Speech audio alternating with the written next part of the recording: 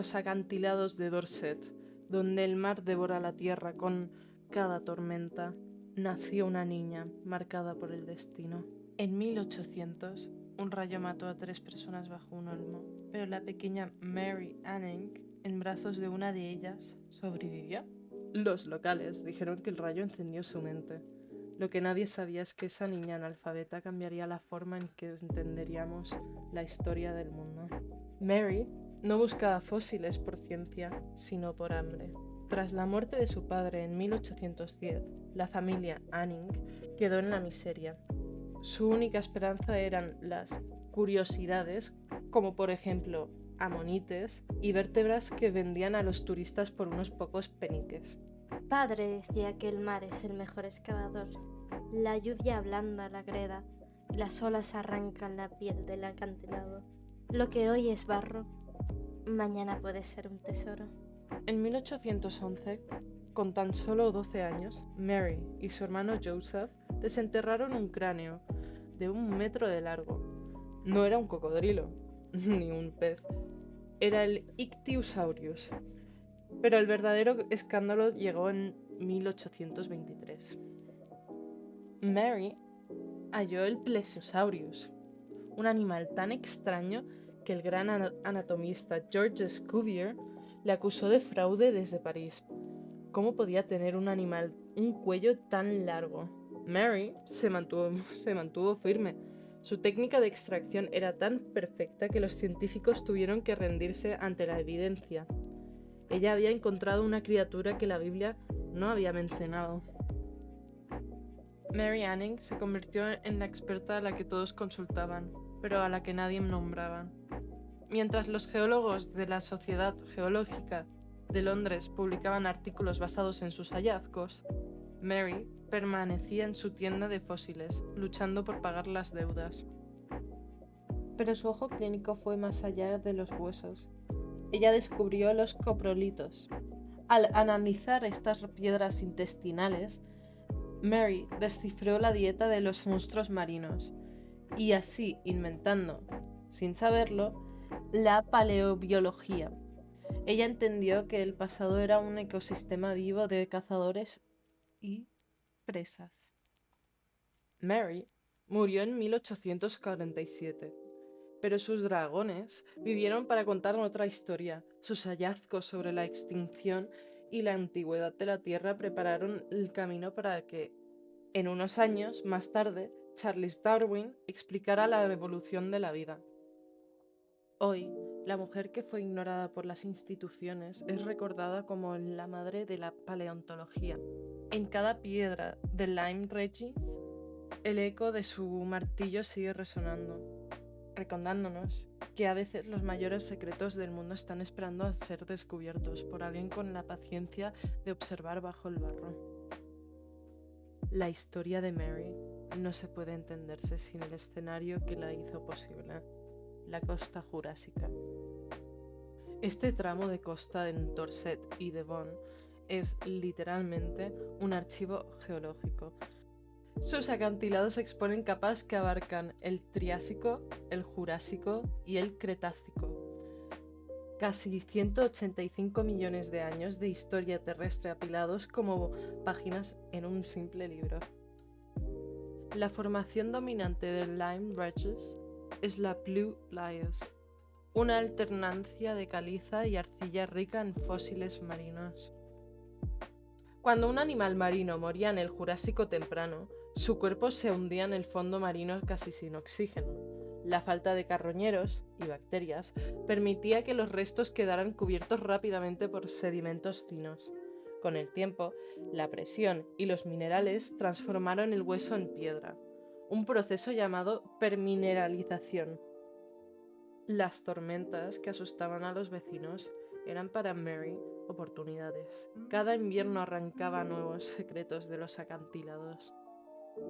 Después de una tormenta, hay que salir rápido. El mar no solo revela, también reclama. Muchos de los fósiles que Mary descubrió aparecieron apenas horas después de desprendimientos. Su trabajo era peligroso. De hecho, en 1833, un derrumbe mató a su perro Trey. mientras trabajaban. A principios del siglo XIX, el mundo estaba cambiando. En Francia, la revolución había sacudido no solo la política, sino también en la ciencia. En Edimburgo y Londres surgía una nueva generación de geólogos que empezaban a cuestionar la edad literal de la Tierra según la Biblia. El gran anatomista francés Georges Cuvier defendía el catastrofismo, la idea en la que la Tierra había sufrido múltiples destrucciones masivas. En Inglaterra, figuras como William Buckland y más tarde Charles Lyell debatían si los cambios geológicos eran repentinos o graduales. Pero mientras ellos discutían en salones iluminados por candelabros, Mary trabajaba con las manos cubiertas de barro. La señorita Anning posee un instinto extraordinario. Reconoce diferencias que a nosotros nos llevaría semanas detectar. Sin embargo, Mary no podía entrar en las reuniones de la Sociedad Geológica de Londres. Era mujer, era pobre y pertenecía a una minoría religiosa disidente. El Ichthyosaurus fue uno de los primeros grandes reptiles marinos descubiertos científicamente. Tenía el cuerpo hidrodinámico, similar al de un delfín. También tenía los ojos enormes con anillos escleróticos óseos para soportar la presión de la profundidad del mar. Y también tenía las aletas formadas por múltiples huesos compactados, evidencia de la evolución adaptativa del medio marino. Algunos esqueletos hallados por Mary contenían embriones fosilizados dentro del cuerpo. Eso demostró que los reptiles daban a luz crías vivas, no ponían huevos como los reptiles terrestres. Ese detalle cambió la comprensión de la adaptación evolutiva mucho antes de que Darwin publicara nada. El Plesiosaurus parecía desafiar la lógica anatómica en aquellos tiempos.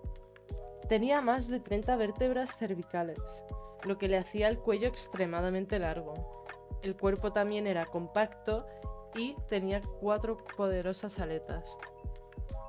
Cuando Cuvier vio los dibujos de los hallazgos de Mary Anning, enviados desde Inglaterra, sospechó que era un montaje fraudulento. La naturaleza no comete tales extravagancias anatómicas. Pero se equivocaba. Mary había realizado una excavación meticulosa. Numeró huesos, registró posiciones, reservó articulaciones. Su método era más riguroso que el de muchos académicos. Y cuando el esqueleto completo fue examinado, la ciencia tuvo que aceptar lo impensable. El pasado albergó criaturas radicalmente distintas a cualquier cosa viva. Cuando Mary descubrió los coprolitos, o sea, excrementos fosilizados, muchos los ignoraban al encontrarlos, pero ella los rompía cuidadosamente y encontraba dentro restos de escamas y huesos. El análisis de contenido fósil permite reconstruir cadenas tróficas. Es uno de los pilares de la paleobiología moderna. Mary está reconstruyendo ecosistemas completos, como por ejemplo Ichthyosaurus, cazapeces, y el Plesiosaurus acechaba desde abajo a Ammonites. Lo que William Buckland fue quien popularizó el término coprolito, pero fue Mary quien primero comprendió su importancia práctica. Cuando Charles Darwin publicó El origen de las especies, en 1859, el terreno intelectual ya estaba preparado. Los fósiles de Mary habían demostrado unas cuantas cosas. Por ejemplo, que la extinción era real, que la Tierra era mucho más antigua de lo que se creía y que había existido formas de vida radicalmente distintas. Sin esa aceptación previa, la teoría de la evolución habría sido aún más escandalosa en aquellos tiempos. Cada fósil es un argumento silencioso contra la inmortalidad de las especies.